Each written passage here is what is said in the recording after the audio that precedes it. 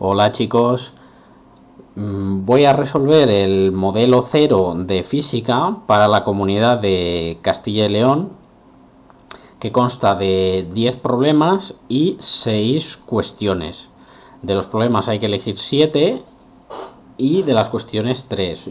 Lo que voy a hacer ahora en este primer vídeo es los 5 primeros ejercicios que corresponden con la interacción gravitatoria y los 3 ejercicios de la interacción electromagnética, además de sus cuestiones. Comenzamos con el primer ejercicio de la interacción gravitatoria, que es el ejercicio A1. En este ejercicio me dicen a qué altura sobre la superficie de la Tierra se debe encontrar un cuerpo para que su peso sea un 5% menor del que posee en la superficie. Bien, si tenemos en cuenta la Tierra, sabemos que en la superficie de la Tierra la gravedad vale 9,8 metros por segundo al cuadrado. Como sabemos que el peso es la masa por la gravedad, para que el peso sea un 5% menor, quiere decir que la gravedad tendrá que ser un 5% menor. Por lo tanto, en ese punto que está más alejado, habrá una gravedad que sea menor, es decir, un 95% de la gravedad que existe en la superficie terrestre, ¿vale? Esa distancia R mayúscula será el radio de la Tierra más h. La altura es simplemente la distancia sobre la superficie de la Tierra. Por lo tanto, en esa altura, la gravedad dividida la gravedad de la superficie de la Tierra será un 95%. Por lo tanto, la condición que tenemos es que es 0,95 veces. ¿De acuerdo? Si multiplicamos arriba y abajo por la masa del cuerpo, tendrá un peso que será 0,95 veces el peso sobre la superficie de la Tierra.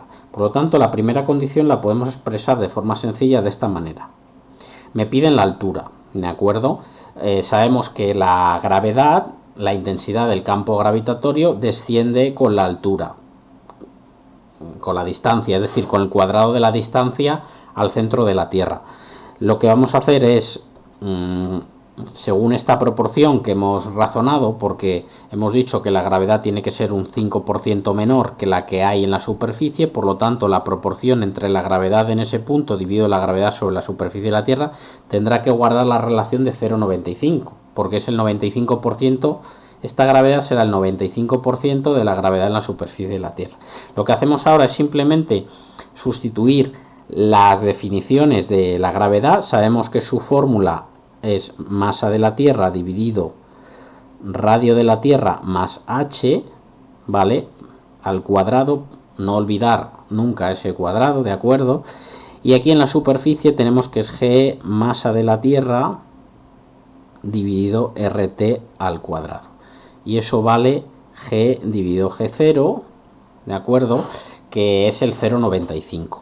Podemos simplificar g masa de la Tierra y expresar esta proporción de la siguiente manera, ¿vale? El radio de la Tierra queda arriba al cuadrado, aquí debajo queda rt más h al cuadrado, y eso es igual a g dividido g0. Lo que tenemos que hacer ahora para resolverlo no es desarrollar el cuadrado del binomio, porque nos va a quedar algo muy extenso y tendríamos que resolver una ecuación cuadrática con los 3 términos. Lo que hacemos siempre en estas situaciones es hacer la raíz cuadrada al lado, a uno de los dos miembros y al otro también. Entonces lo que tenemos que hacer es hacer la raíz cuadrada. ¿De acuerdo? Si hacemos la raíz cuadrada, ¿de acuerdo? Me queda que esto es el radio de la Tierra dividido el radio de la Tierra más la altura que quiero saber, dividido g0, y aquí quedará la raíz, ¿vale? En este lado de la izquierda el cuadrado con la raíz se elimina. Ahora, ¿qué tengo que hacer para despejar el radio, la altura sobre la superficie? Pues es muy sencillo. Esa proporción viene aquí a dividir y RT más H va a la derecha. Voy a continuar por este lado. Entonces tengo RT dividido la raíz cuadrada de G dividido G0 es igual a RT más H. ¿De acuerdo? Y lo que tengo que hacer es pasar hacia el otro lado el radio de la Tierra. Por lo tanto, la altura que me queda, RT, puedo sacar factor común el radio de la Tierra. Entonces aquí me queda 1 dividido la raíz cuadrada de G dividido G0 menos 1, porque hemos pasado para allá el radio de la Tierra. Y ahora simplemente es sustituir. La altura será 6.370 kilómetros, que es el radio de la Tierra, por 1 dividido la raíz cuadrada de 0,95 menos 1. Si hacemos esa cuenta, nos da, tenemos que hacerla de la siguiente manera, ¿de acuerdo? 0,95, hacemos la raíz, hacemos el inverso, le restamos 1, lo multiplicamos por 6.370 y tenemos que la altura vale 165,5 kilómetros. ¿De acuerdo? Ya tendríamos el ejercicio realizado. Esto es importante, no desarrollar el cuadrado del binomio, porque es mucho más largo y es muy fácil que nos equivoquemos. Por lo tanto, siempre hay que tener vista cuando tenemos unos cuadrados de alguna proporción en uno de los dos miembros, pues aplicar la raíz cuadrada y podremos obtener rápidamente el resultado final. ¿De acuerdo? Bueno, vamos a ver el siguiente problema, que es el ejercicio 2 de la interacción gravitatoria. Dice así: se desea colocar en órbita un satélite de 750 kilogramos desde el ecuador, de modo que un observador terrestre lo vea siempre en el mismo punto del firmamento, satélite geoestacionario. ¿Cuánta energía será preciso suministrarle para que alcance dicha órbita? Bien, lo que tenemos que hacer aquí es un cálculo previo. Sabemos que, estamos en la Tierra, masa de la Tierra, sabemos el radio de la Tierra, queremos lanzar ese satélite y ponerlo en órbita. Cuando esté en órbita estará girando alrededor de la Tierra, estará a una distancia r mayor. En esta situación está orbitando y cuando esté en la superficie estará en una situación de lanzamiento. Sabemos que el satélite es geoestacionario.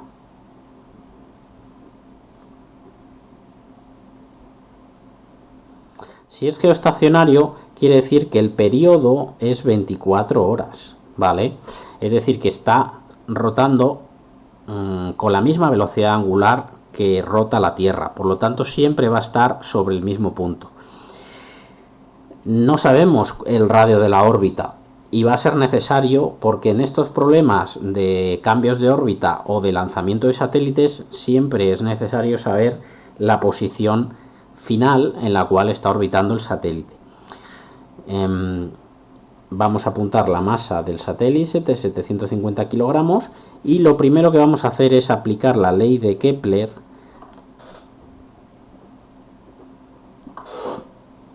para determinar ese radio de la órbita. Lo estamos haciendo ya con vista al siguiente cálculo, donde va a ser necesario, porque es necesario saber la energía cinética que hay que aplicarle para colocar ese satélite con una energía mecánica en esa posición.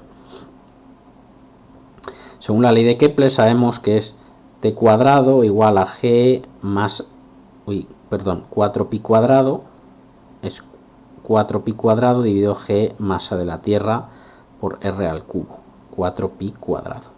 Vale, sabemos que depende siempre de la masa fija, la relación entre el periodo y la distancia a la cual se orbita, pero nunca depende de la masa que está rodeando a la masa fija, ¿de acuerdo? Entonces vamos a despejar el radio, ¿vale?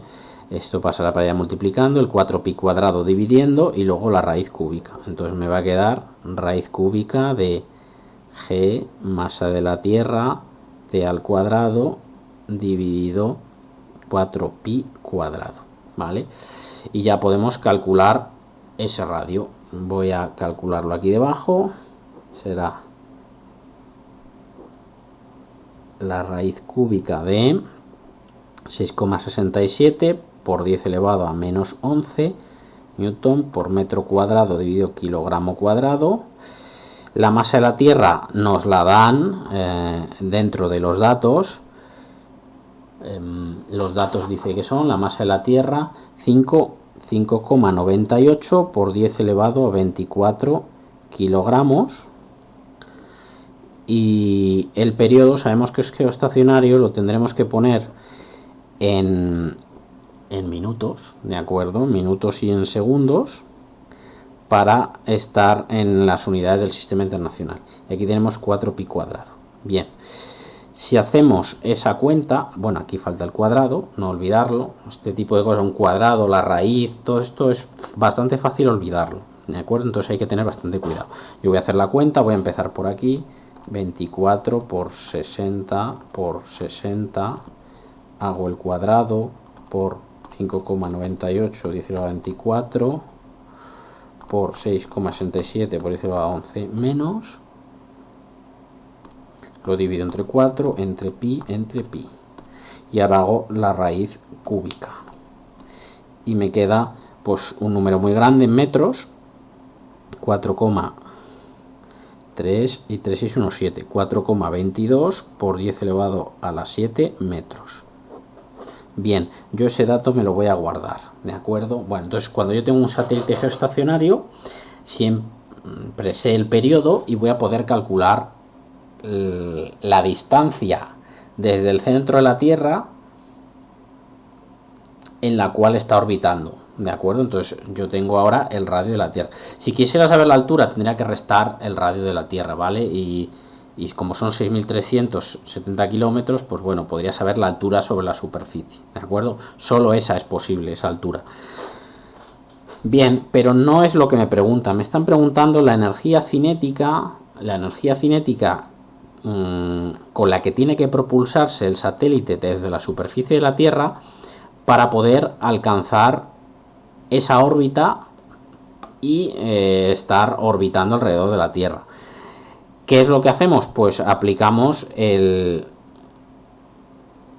teorema de conservación, bueno, la conservación de la energía mecánica. En la situación 1, cuando está en la superficie, se encuentra a una distancia del radio de la Tierra, entonces la energía mecánica será, bueno, tendrá que ser lanzado una energía cinética 1, entonces va a ser la energía mecánica, la energía cinética, más la energía potencial en ese punto, ¿de acuerdo? La energía potencial sabemos que es menos g, masa de la Tierra, m dividido el radio de la Tierra. Esto es la energía potencial en el punto 1, ¿vale? Y aquí va a llegar orbitando, que va a tener una energía mecánica 2, que es cuando tenemos satélites orbitando, la energía mecánica de un satélite sabemos que es menos g, masa de la Tierra, masa dividido 2 veces la distancia a la que orbita, r, ¿vale? Entonces tenemos estas dos situaciones. ¿Qué vamos a utilizar? Pues la conservación de la energía mecánica.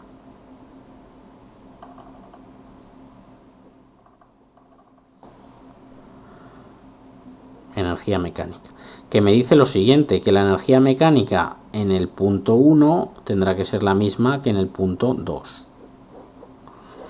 ¿vale?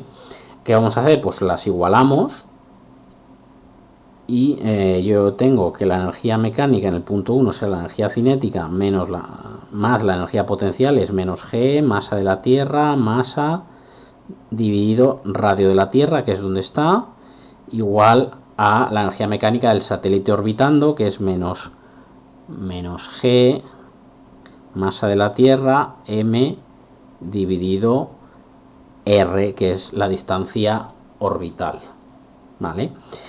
¿Qué tengo que hacer? Pues nada, ahora simplemente despejar, paso al otro lado sumando el término que me queda, voy a seguir por aquí abajo. Entonces la energía cinética 1 es g, masa de la Tierra, masa del satélite.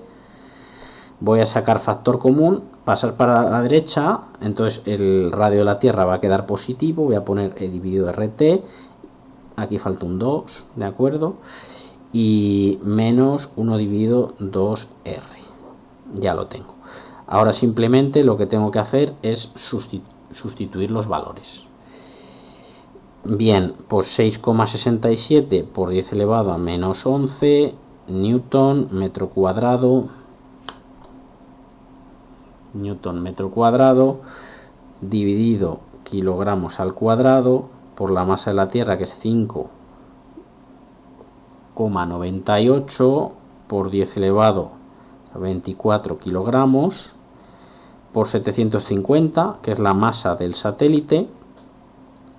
Y aquí ponemos los radios, en este caso es 6.370, hay que ponerlo en metros, por lo tanto pongo 10 al cubo metros, menos 1 dividido 2 veces el 4,2 por 10 elevado a 7 metros que acabo de calcular de antes, ¿de acuerdo? Tengo que hacer esa cuenta, ¿vale? La hacemos. Es un poco la... Bueno, yo tenía guardado este número, ¿de acuerdo? Ese número lo tengo guardado. Por lo tanto, voy a multiplicarlo por 2. Hago el inverso. Lo voy a guardar en la memoria. Hago 6.370 al cubo. Hago el inverso. Se lo resto a lo que había ahí. Lo multiplico por 750 por 5,98 por 10 elevado a 24 por 6,67 por 10 elevado a 11 menos.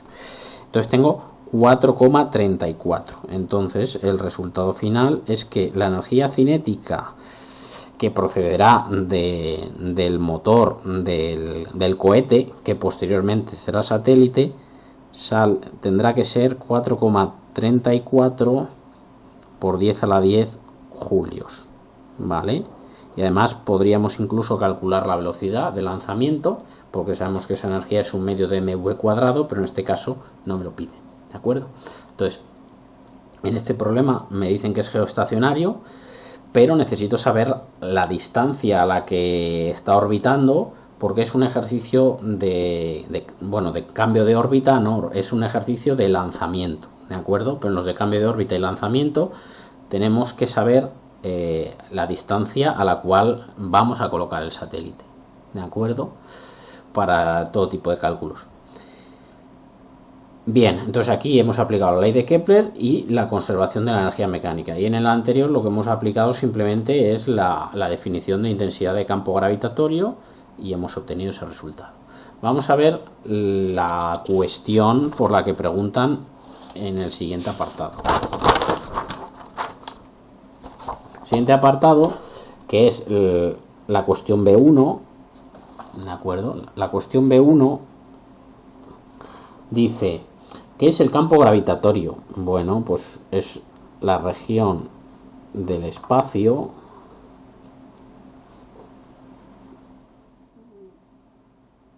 capaz de albergar una fuerza gravitatoria. ¿Vale? Quiere decir que si en esa región del espacio apareciera una masa, experimentaría una fuerza gravitatoria, ¿de acuerdo? Entonces, ese campo gravitatorio, ¿en qué se mide? Pues en la intensidad de campo gravitatorio, que es la fuerza gravitatoria por unidad de masa, que esto es, si tenemos en cuenta masas puntuales y pensamos que el campo gravitatorio está creado por una masa grande, ¿de acuerdo?, que le afecta a una más pequeña en sus inmediaciones, que se encuentra a una distancia r, pues entonces por cada uno de esos kilogramos tendremos gm dividido r al cuadrado. Esto se mide en unidades de newton dividido kilogramo. Y lo que quiere decir es que cuando tenemos un valor de intensidad de campo gravitatorio, eso quiere decir que por cada kilogramo que se encuentre en ese punto experimentará una fuerza de tantos newton. de fuerza. ¿Vale? Bien, pide también que se pinten las líneas de campo. Bueno, pues si esta fuera la masa M, de acuerdo, la masa M grande, pues alrededor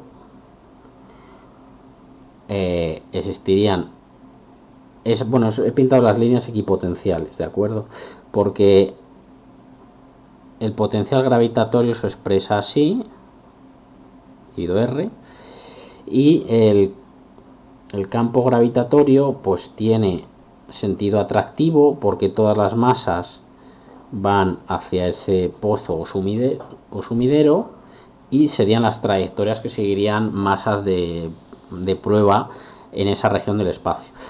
Las superficies equipotenciales serían esferas o bien en el plano serían círculos, ¿de acuerdo? Bien,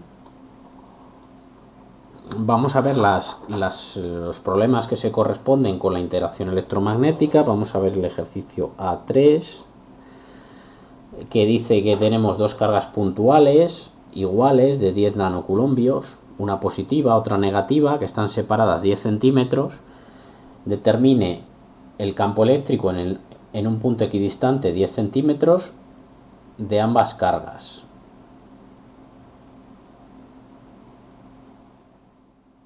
Represente gráficamente tanto un punto equidistante 10 centímetros de ambas cargas. Represente gráficamente tanto el vector campo eléctrico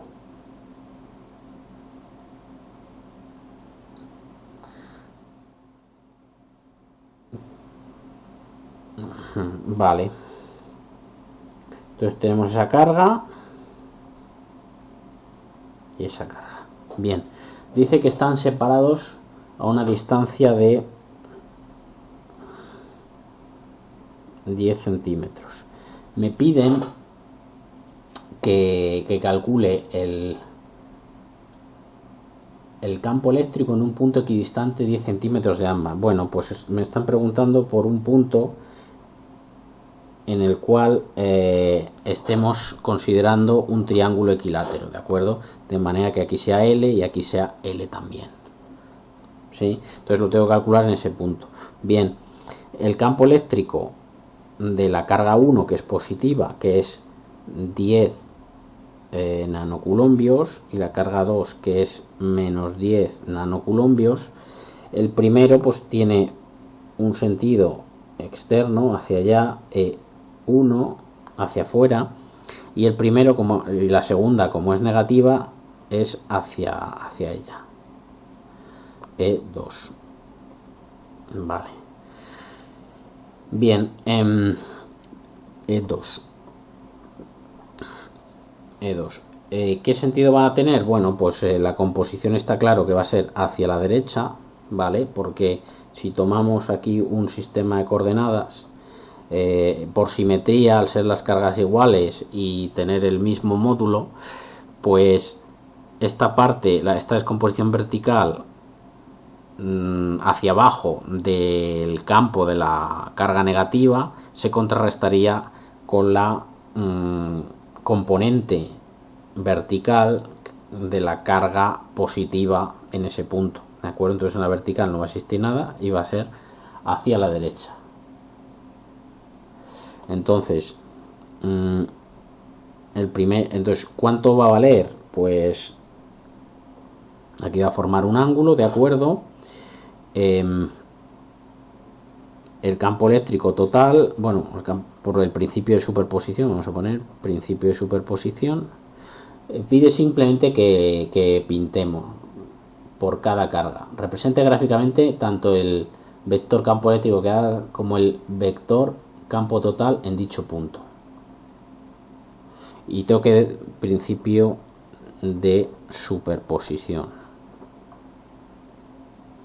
Vale, entonces el campo eléctrico total será la suma de ambos. Bueno, como ya vemos que solo va a haber parte horizontal, por lo tanto, y luego las distancias van a ser las mismas, por lo tanto yo puedo decir que solo voy a tener parte hacia la derecha, y entonces yo lo puedo poner, el primero será KQ dividido la distancia L. Bueno, voy a ponerlo como el vector unitario, KQ dividido L al cuadrado, y el vector unitario va a ser ese ángulo va a ser, si esto es 60 grados, esto también va a ser 60 grados. Por lo tanto va a ser coseno de 60 grados y más el seno de 60 grados J. Vale.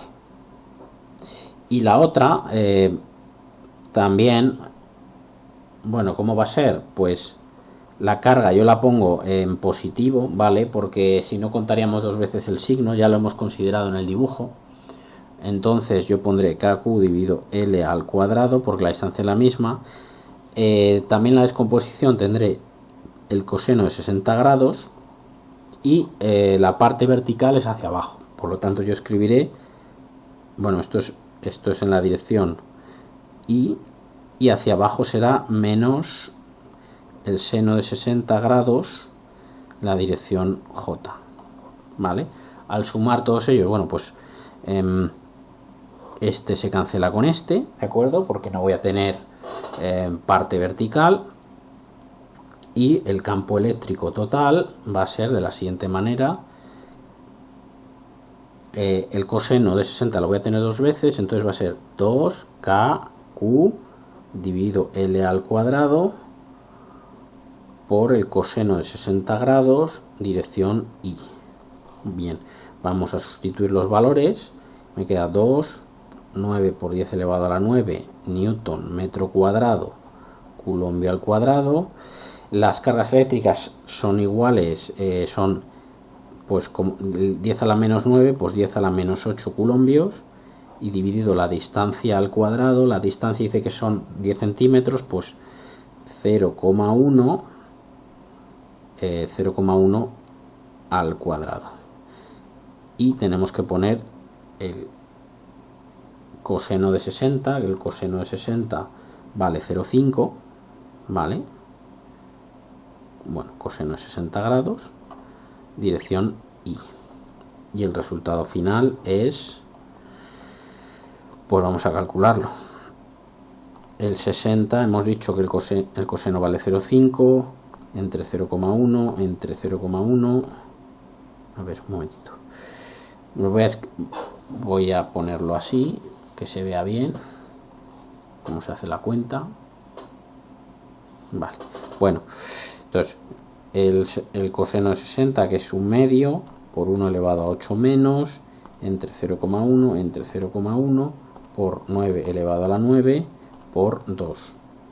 Y me queda que son 9000 newton dividido coulombios, ¿vale?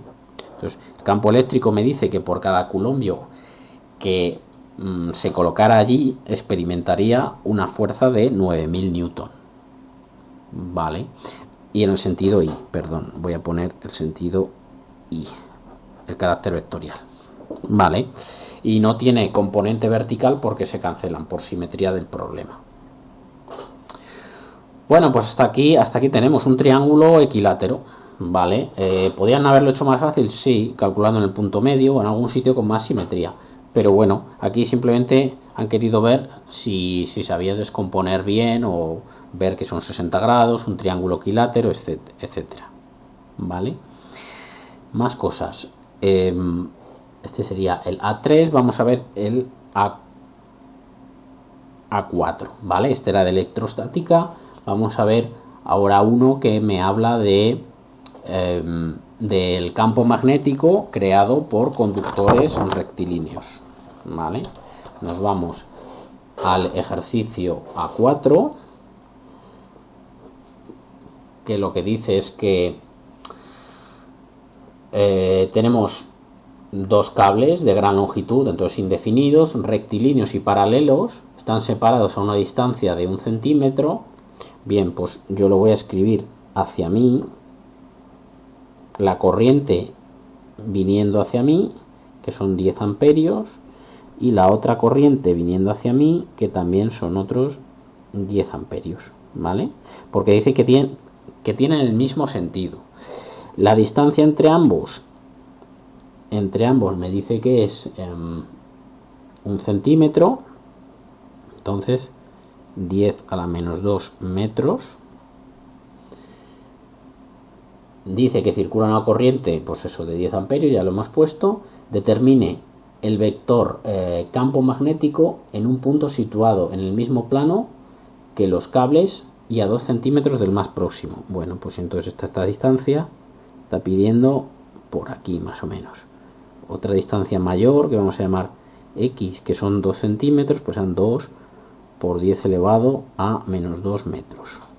En ese punto quiero saber el campo magnético. Bueno, por la regla de la mano derecha, ¿vale? Entonces la corriente hacia arriba y el campo magnético en ese punto va a ser perpendicular así, ¿vale? Si yo pinto el I1, pues va a quedar un campo magnético 1 así, ¿vale?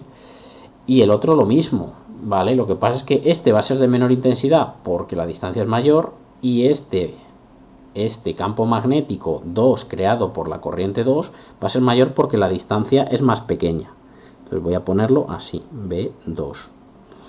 Tienen la misma dirección y sentido. Puedo usar el unitario J, ¿vale? Digo que eso es I y voy a usar el unitario J para decir que es perpendicular y hacia arriba. El campo magnético 1, pues sabemos que es la permeabilidad magnética del vacío del aire por la corriente 1 dividida la distancia, y la distancia para la corriente 1 es, bueno, 2pi L más X, y el campo magnético creado por el hilo conductor 2 en el punto que quiero saber será permeabilidad magnética por la corriente 2 dividido 2pi X, ¿vale? Porque la fórmula es mu sub 0 por I dividido 2pi la distancia. Le tengo que poner el unitario J en ambos casos. Lo sumo, ¿de acuerdo? Principio de superposición.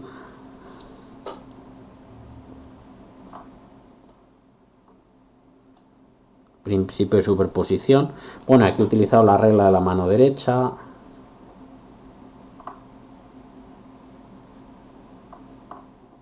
Vale, he usado la regla de la mano derecha para saber los sentidos que tienen. Y voy a sacar factor común las corrientes, ¿de acuerdo? El B total será el B1 más el B2. Y entonces al sacar factor común sale mu sub 0, la corriente que es la misma, el 2pi, y aquí queda 1 dividido L más X más 1 dividido X, y en la dirección J, que es hacia arriba. Ahora lo que voy a hacer, bueno, pues voy a terminar aquí. El campo magnético lo que hago es sustituir 4pi, porque esta es la permeabilidad magnética del vacío, pues a la menos 7 teslas por metro dividido amperio por 10 amperios por 1 dividido la distancia, que en este caso serían 3 por 10 elevado a menos 2 metros, más la distancia 2 por 10 elevado a menos 2 metros, ¿de acuerdo? Y en la dirección J, ¿vale? Hacemos esa cuenta y lo que me queda es... Ah, bueno, falta el 2pi, me he comido el 2pi, ¿de acuerdo? 2pi por aquí, el pi y el pi se van a simplificar, va a quedar un 2, va a quedar un 20 ahí por 10 a la menos 7. Bueno, hacemos la cuenta, ¿de acuerdo? Hacemos 2 por 10 a la 2 menos invertido, eso son 50, lo guardo. 3 por 10 a la 2 menos invertido más 50, ya lo tengo, por 10 por 4 por 10 a la 7 menos entre 2. Vale, entonces sale 1,7 por 10 elevado a menos 4 teslas. ¿De acuerdo? Bueno, y en la dirección J, perdón, la dirección J. ¿Vale? En la dirección J. ¿Sí? Está bien, vamos a ver. eso, a ver, 3 por 10 elevado a 2 menos, invertido, más eso, por 10 entre 2 por 4 por 10 elevado a 7 menos. Sí, vale. Pues dirección J, ¿de acuerdo? Bueno, la dirección J. Pues eso es, regla de la mano derecha, principio de superposición, tiene el mismo sentido por la regla de la mano derecha. Aquí dependen de las distancias, sacamos factor en común todo lo que podamos, ponemos el unitario J para decir que queda hacia arriba y es hacer la cuenta, ¿vale? Esto, el origen del campo magnético producido por un hilo indefinido, procede de la experiencia de Oersted y fue la primera demostración de que existía una relación entre la electricidad y el magnetismo. Bueno, bien, vamos a seguir con el siguiente ejercicio, que es el de la espira cuadrada, ¿de acuerdo? A5, una espira cuadrada de lado 10 centímetros. Bien, pues dice que tenemos una espira cuadrada de lado 10 centímetros, por lo tanto es 0,1 metros, que existe un campo magnético, vamos a escribirlo con aspas, esto quiere decir que está entrando en el plano del papel. Dice que el campo magnético es 3,6 por 3,6 menos 0,1 por t al cuadrado. Bien, entonces tendremos que aplicar la ley de Faraday, que dice que si varía el flujo magnético, existirá una corriente inducida que tendrá asociado un campo magnético que se opondrá al cambio que se esté produciendo. Es decir, si está aumentando el campo magnético, pues la corriente inducida tendrá un campo magnético asociado que lo disminuirá o viceversa. Entonces, lo que primero tenemos que hacer es construir el flujo magnético, que es la superficie, que es fija por el campo magnético. La superficie pues es 0,1 por 10 a la menos 2 metros por el 3,6 menos 0,1 por t al cuadrado.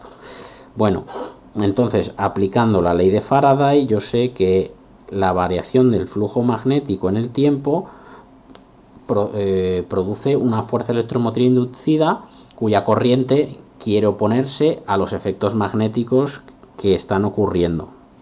Entonces yo hago la derivada, entonces me queda 10 a la menos 2, esto es una constante, y la derivada de esto es 0, y esto será menos 2 por 0,1 por t. Entonces yo tengo la dependencia con el tiempo de cómo es 0,1 pues 10 a la menos 3 t, ¿vale? Pero me piden que lo evalúe en el instante de tiempo en el cual el flujo vale 0, ¿de acuerdo? Entonces, el flujo vale 0 si, solo si, como la superficie es fija, si el campo magnético vale 0.